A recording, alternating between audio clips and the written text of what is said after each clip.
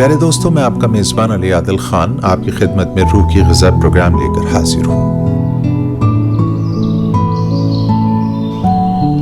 حضور صلی اللہ علیہ وسلم نے ارشاد فرمایا، بندے کے میزان میں سب سے پہلے اس کے اپنے گھر والوں پر خرچ کیے گئے مال کو رکھا جائے گا۔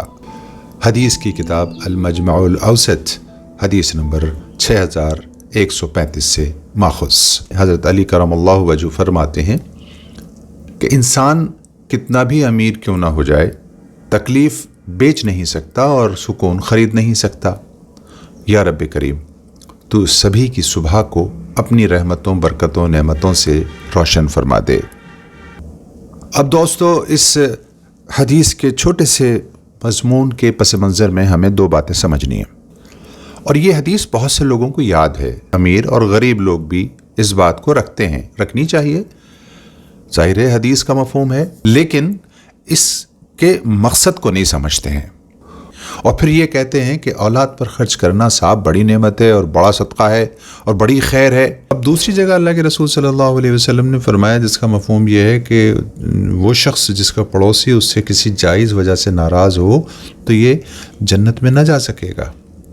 اب ہم خود بیجا اسراف کرتے ہیں، جبکہ ہمارا پڑوسی بیچارہ بھوکا سو رہا ہوتا ہے، اس کے بچے بھوکے سو رہے ہوتے ہیں، ان کا حق ہے بجائے اس کے کہ ہم بیجا اسراف کریں، اور اپنے بچوں کو اتنا کھلا رہے ہیں، اتنا پہنا رہے ہیں کہ اب ان کا جی اکتانے لگا ہے گھر کے کھانوں سے اور نعمتوں سے۔ اب وہ کھاتے ہیں جو زہر بن کر ان کو لگتا ہے، لہٰذا بیماریاں بڑھتی چلی جا رہی ہیں، مگر ہمارا دشمن شیطان ہمیں ان باتوں پر آنے ہی نہیں دیتا۔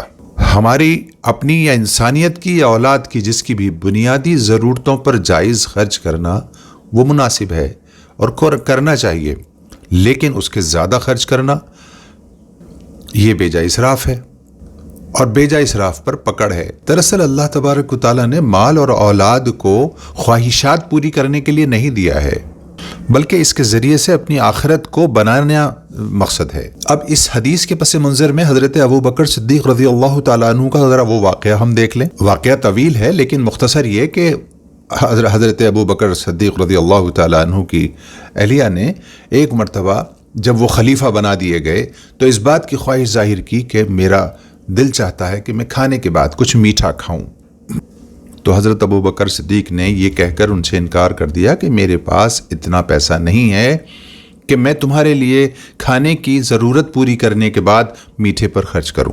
عام طور پہ خواتین کا مزاج ہوتا ہے کہ وہ اپنے ذات پر لگانے والے یا لگنے والے پیسے کو بھی کبھی کبھی اس میں سے جمع کر لیتی ہیں۔ حضرت ابو بکر کی اہلیہ کے پاس اتنے پیسے ہو گئے کہ وہ اس سے میٹھا خرید سکتی تھیں، تو کہا کہ یہ لیجئے پیسے، اس کا آپ میٹھا لا دیجئے تو میں اور کھا لوں گی اور میرے بچے کھا لیں گے۔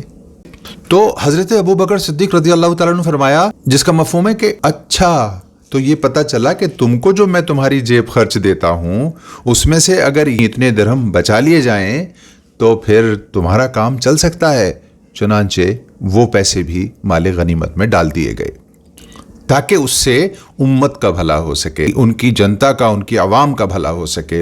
آپ دیکھیے یہ کتنی عجیب واقعہ ہے اگر آپ غور کریں اس پر اور اس حدیث کو سمجھ لیں کہ صحابہ کے بیویاں نہیں تھیں، ان کے بچے نہیں تھے، ان کے رشتے نہیں تھے، بلکہ اس سے کہیں زیادہ ان کے رشتوں میں احساسات اور جذبات اور گرماہٹ تھی جس کو ہم محسوس بھی نہیں کر سکتے۔ فرق یہ تھا کہ ان کی تمام جذبات دین پر لگ رہے تھے اور ہمارے سارے جذبات اپنے چوچلوں کو پورے کرنے پر لگے ہوئے ہیں۔ یہ بڑا فرق ہے۔ تو ہم احادیث اور قرآنی آیات میں غور و تدبر کیا کریں۔ اللہ ہم سب کو موت تک اخلاص کے ساتھ عمل کی توفیق عطا فرمائے۔ دوستو، آج کی دعا کے معاون ہیں جناب اویس عرب بھوپالی صاحب اور نور محمد صاحب۔